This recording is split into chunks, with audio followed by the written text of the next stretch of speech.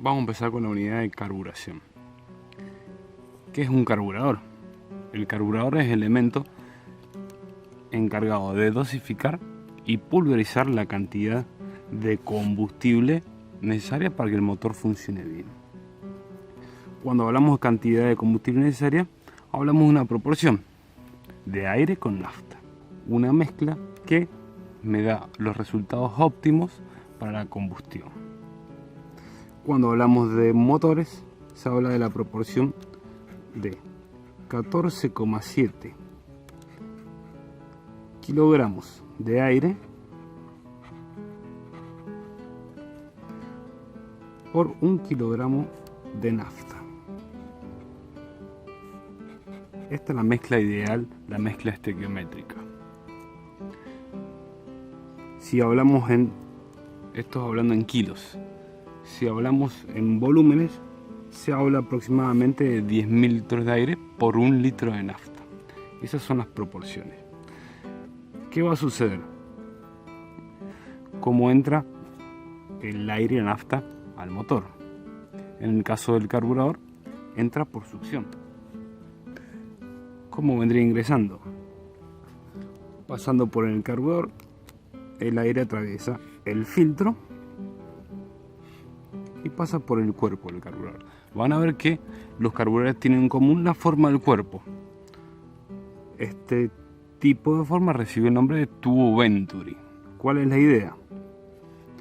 De aumentar la velocidad del aire que va entrando. En el centro del tubo, la velocidad va a aumentar. ¿Para qué me va a servir? Para poder absorber combustible o nafta del depósito. El depósito de combustible en el carburador se va a llamar cuba, en la parte más baja. Por medio del flotante, la aguja y demás, voy a tener combustible en la cuba.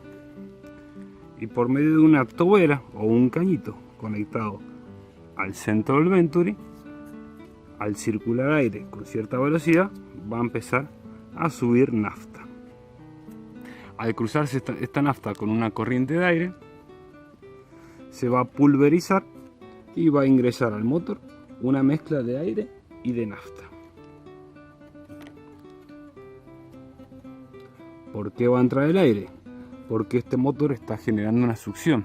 Si fuera un motor de 4 tiempos, en la etapa de admisión genera succión, y en el motor de 2 tiempos va a ser la admisión o bien al cilindro o bien al cárter, pero por la succión generada por el mismo pistón.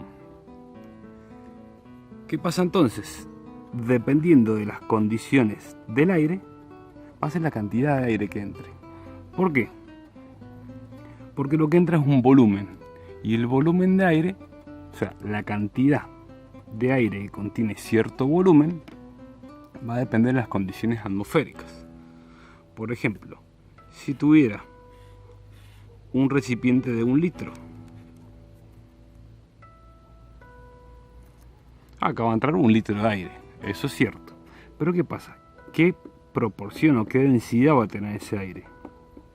Va a depender de las condiciones atmosféricas. ¿De qué va a depender? Primero, de la temperatura. ¿Por qué? Porque cuando el aire está más caliente, sus moléculas, ¿sí?, están más dispersas. La composición del aire va a ser nitrógeno, oxígeno y otros gases. El que nos sirve a nosotros para la combustión va a ser el oxígeno. ¿Qué pasa si yo tengo esto a una mayor temperatura? Estas moléculas que están dentro de ese volumen se empiezan a dispersar. Por lo tanto, el aire ocupa más lugar, ¿sí? Entonces, en lo que sería 1 litro voy a tener menos cantidad de oxígeno. Por lo tanto, voy a tener, esta proporción me va a cambiar. Si yo estoy entrando en una proporción constante, si me cambia la cantidad, la temperatura, me cambia la cantidad de aire, me cambia la proporción que recibe el motor. Con este mismo principio es el que funcionan los globos aerostáticos. Calentando aire, hace que se expanda más, se acumula en un globo, y el aire, cuando está caliente, ser más liviano, tiende a subir. Otra condición atmosférica que me va a afectar va a ser la presión. La presión en el ambiente va a depender, sobre todo viene directamente relacionado con la altura. A mayor altura, menor presión. Al tener menor presión tengo menor cantidad de oxígeno. Lo mismo que sucede cuando me voy a la montaña y quiero hacer ejercicio, me apuno. Con el motor va a pasar lo mismo. No va a ser la misma la cantidad de oxígeno que tenga en un litro al lado del mar que en la montaña. Por lo tanto, también me va a afectar en las proporciones. Y otro factor que va a alterar va a ser la humedad ambiente, en menor medida. Si tengo mayor humedad, significa que tengo más partes de agua en el aire, por lo tanto tengo menos partes de oxígeno. Entonces también va a afectar en la proporción. ¿Qué consecuencias voy a tener?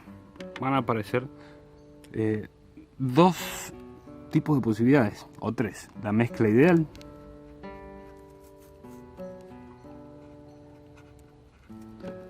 llamada estequiométrica,